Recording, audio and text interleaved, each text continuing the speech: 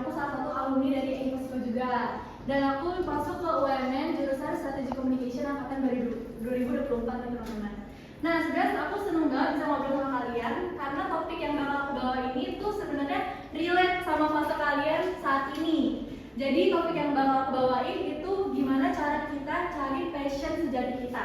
Dan aku bakal menyinggung 3 hal, yaitu cara kita bisa eksplor diri kita, cara kita menghadapi adanya kegagalan, dan cara kita untuk bangkit dengan tujuan yang baru nih.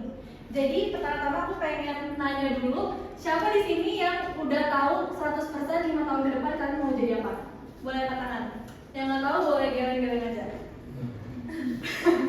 Oke, jadi rata-rata udah tahu ya. Menurut aku itu wajar, itu normal aja. Karena aku dulu juga kayak kalian juga. Aku kelas 10 juga nggak tahu passion aku di mana, aku suka apa, mau jurusan apa, aku juga nggak tahu. Karena menurut aku masa-masa SMA itu masa-masa kalian tuh belum harus tahu jawaban, tapi masa-masa dimana kalian harus tahu dan mengajukan pertanyaan sebanyak mungkin. Dan dalam konteks pertanyaan ini, kalian tuh mengajukan pertanyaan ke diri kalian sendiri, kayak aku sukanya apa sih, passion aku di mana, dan hal apa yang aku bisa lakuin sampai lupa waktu. Nah, itu yang harus kalian tanyain ke diri kalian sendiri. Dan yang topik yang bakal aku bawa itu pertama tentang eksplorasi itu keren, teman-teman. Jadi sebisa mungkin kalian eksplor diri kalian sendiri sampai kalian pusing, capek, sampai mumet. Sebisa mungkin kalian eksplor aja. Karena kalian lagi duduk di bangku SMA dan kalian tuh sebenarnya tuh banyak banget kesempatan buat eksplor lebih dalam tentang diri kalian sendiri. Dan menurut aku pas aku SMA, pas kayak kalian, aku juga ikut OSIS, bahkan aku suka ikut banyak ekstrakurikuler kayak basket, dance, sama crossfit. Karena aku suka semua hal, jadi aku beneran coba-cobain satu-satu. Dan aku juga ikut volunteer, dan aku juga join kayak suka liatin konten kayak influencer tentang fashion, kecantikan. Dan saat itu aku memutuskan untuk gak jadi penonton aja, tapi aku pengen jadi orang yang nge-influence orang lain juga.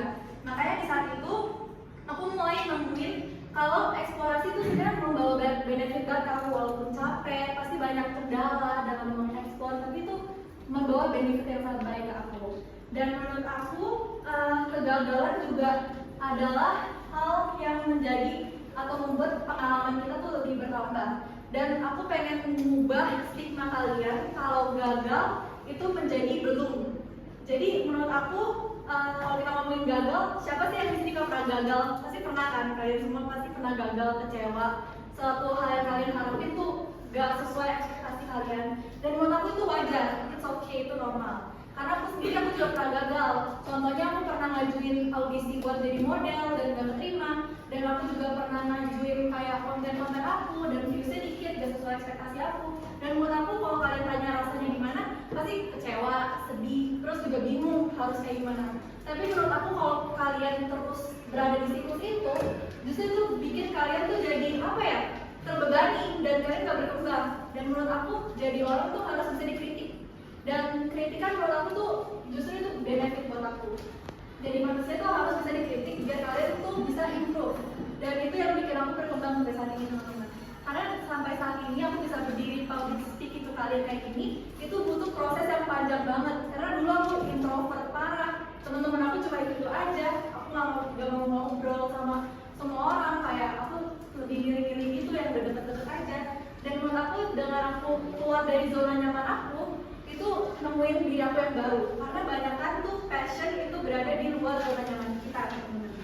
Dan aku bakal jelasin lagi yang mengenai kita mengubah stigma gagal jadi belum. Contohnya kalian gagal keterima jadi OSIS. Menurut aku kalian tuh gak gagal, tapi belum keterima aja. Dan pelajaran yang bisa kita ambil, mungkin kalian harus lebih improve public speaking dan lebih percaya diri lagi dan lebih meyakinkan orang buat tentang kayak visi kalian segala macam.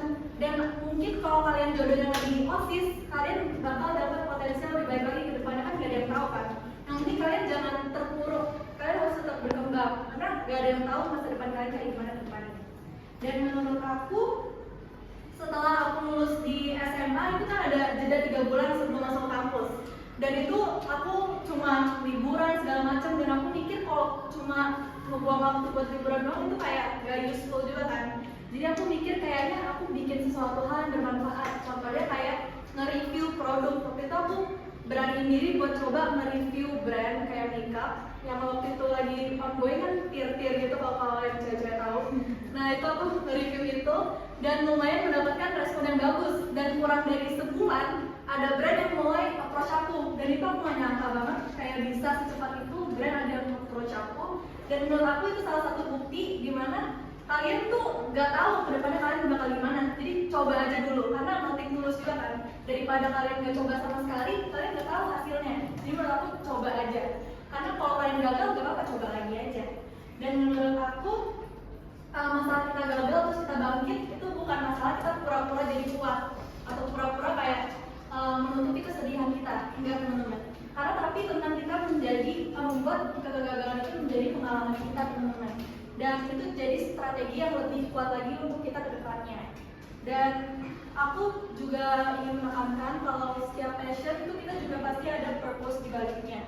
Contohnya kayak dari hobi bisa jadi benefit. Dan menurut aku kalau misalnya pekerjaan itu mungkin banget kalau menggabungkan hobi dengan pekerjaan. Karena kalau kalian bekerja tapi kalian gak passionate di bidang itu, pasti kalian juga bakal kesusahan buat adaptasi sama pekerjaan itu dan bakal cepet capek. Jadi menurut aku mungkin banget buat gabungin hobi dan passion. Contoh kalau kalian suka main basket, kalian bisa bikin konten di TikTok segala macam, kan sekarang banyak banget influencer di bidang itu yang lagi ongoing. Jadi kayak gak ada yang tahu gitu kan, bisa di endorse juga. Dan menurut aku juga coba pikirin apa yang benar-benar bikin kalian excited sampai kalian lupa waktu buat ketika melakukan hal itu.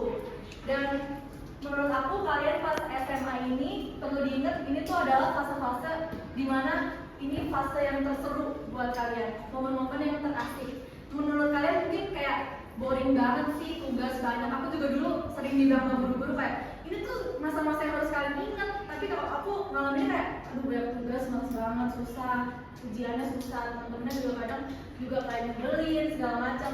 Tapi pas aku jalanin itu dan bandingin dengan kehidupan kuliah, itu jauh beda teman-teman. Justru di sekolah ini kalian masih dipedulin banget sama guru-guru. Kalau di kuliah kalian absen 3 kali langsung disuruh ulang kayak gitu. Dan pergaulannya tuh udah beneran bebas banget. Jadi kalian bisa nemuin orang-orang yang di luar ekspektasi kalian, dan kalian harus adaptasi dengan hal itu. Dan ya itu, dan menurut aku kalian tuh juga jangan kayak harga harus tahu persis kayak kalian tuh jalannya mau kemana. Kalau sekarang tuh nggak usah gitu. Karena menurut aku yang penting kalian tuh bergerak dan berusaha. Kalian gak perlu tahu sekarang passion kalian apa, gak apa-apa. Itu kayak not something yang kayak problem gitu. Tapi kalian yang penting kalian tuh berusaha buat cari itu. Yang penting ada bergerak. Dan menurut aku juga percaya sama aku, dari hobi dan passion kalian ini kalau kalian jalani dengan tulus, itu pasti bakal bawa banyak banget benefit dan manfaat untuk kalian di masa sekarang ataupun ke depannya. Jadi aku tunggu cerita sukses kalian di masa depan, dan aku harap kegagalan kalian bisa menjadi pengalaman yang baik untuk CV kalian ke depannya. Itu aja dari aku, terima kasih.